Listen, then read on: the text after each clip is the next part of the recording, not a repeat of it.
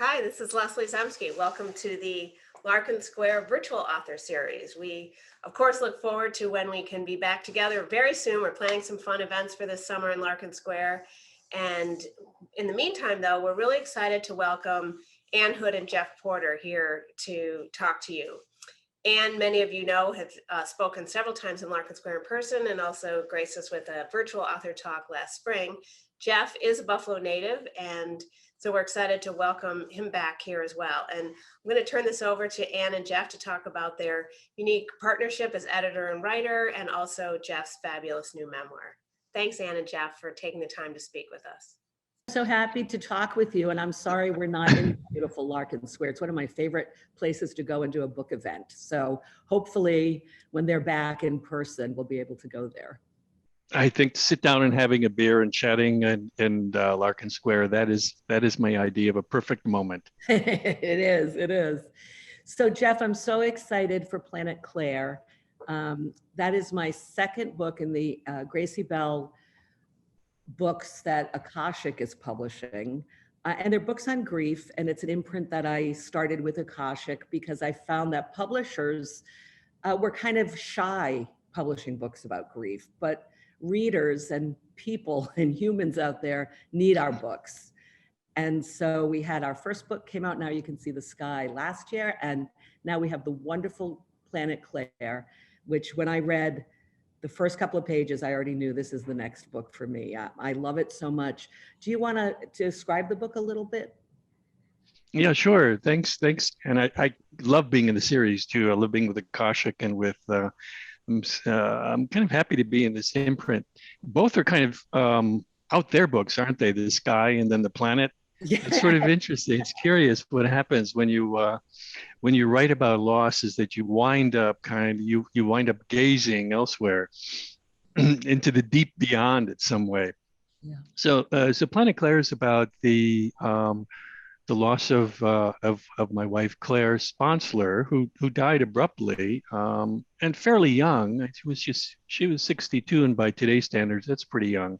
She's really quite healthy, and so it was a real shock. And I think I was very, very interested in probing that shock. It's overwhelming, and the fact that it was overwhelming and shocking and stunning and all that, is just, I mean, it's emotionally devastating. That's needless to say. But it was also, from a literary point of view, it was really, really an interesting state of mind. And what's kind of curious is that I sensed early on that this state of mind would not be there forever. And so I really felt this kind of strange urge to document what I was going through, just in case. I mean, on a literal level, I was worried about forgetting my life with Claire. I mean, that's, of course, you're always, you're worried about that. Memoirists especially are worried about that sort of thing. But then as I began writing more deliberately, I did sense that this was a really kind of an alternative state of mind that I wanted to capture before it just simply dissolved. And it did. I mean, I think everyone knows, who goes through grief, that I think 3 years is sort of the period when things kind of mellow out. But the first year is unusual. I mean, things changed the second year. And the funny thing is that I was editing this book with your consultation, and I already began looking at my prose as the prose of someone else. It was really strange. And so I said, my gosh. So I think it was really important to, this book is about the terrible loss of one spouse, but it really is not only about grief itself and the unusualness about grief, but it's also about writing about grief. And I know you've written quite a bit about grief, and I'm curious if you had a similar or a different experience, especially when you were writing about it, not in nonfiction, but in the form of a novel, a knitting circle. Yeah, it was interesting because I could only approach writing about it through fiction at first, because it was so painful that to actually relive the events was not something I was looking forward to doing. But with fiction, I could make it someone else's story and change the facts enough that I got a little bit of distance from it.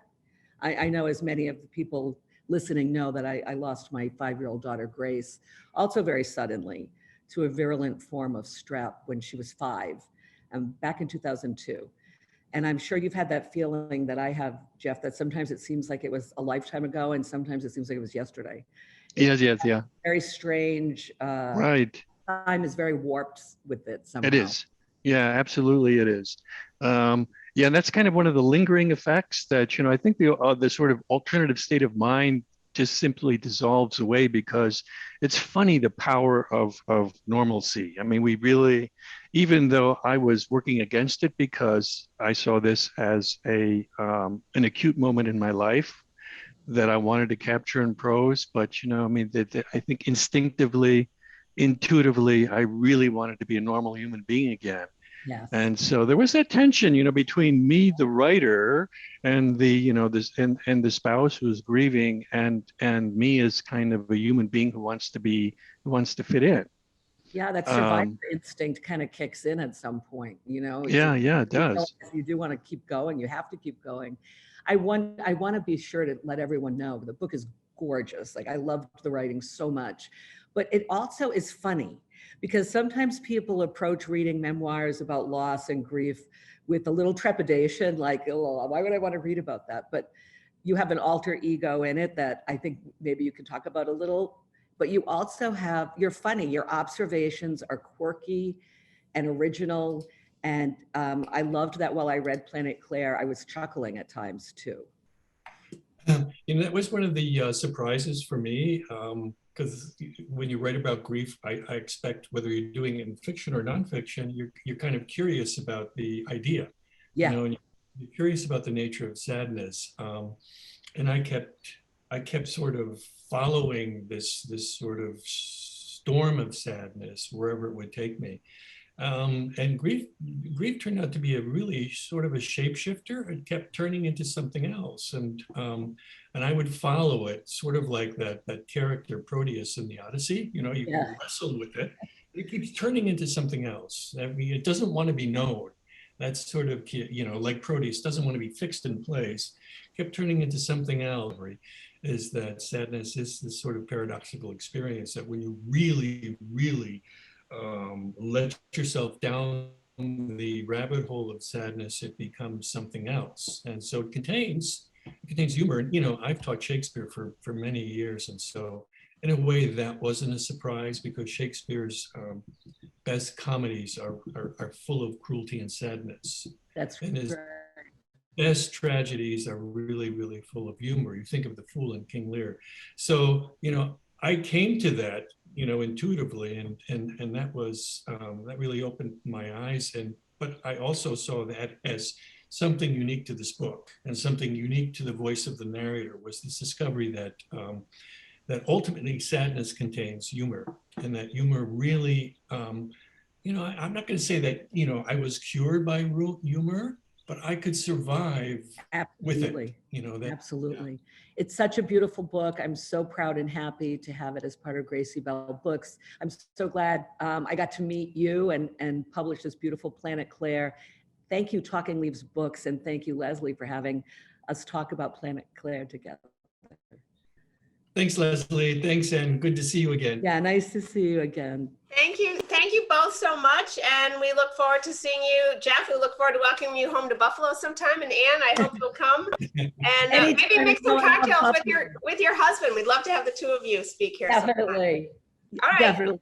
Take Bye. care. Thanks so much. Have a great day. Thanks, Anne and Jeff, for that really great talk. And we really look forward to bringing you here, both at some time in person. In the meantime, we really recommend the book by Jeff. You can buy it online or in person at Talking Leaves. Talking Leaves is now back open. And of course, we thank Talking Leaves for all of our author sponsorships and partnerships, and KeyBank and Independent Health for bringing all of our events to us here in Larkin Square. So hope to see you in the square soon. And meanwhile, thanks for tuning into this.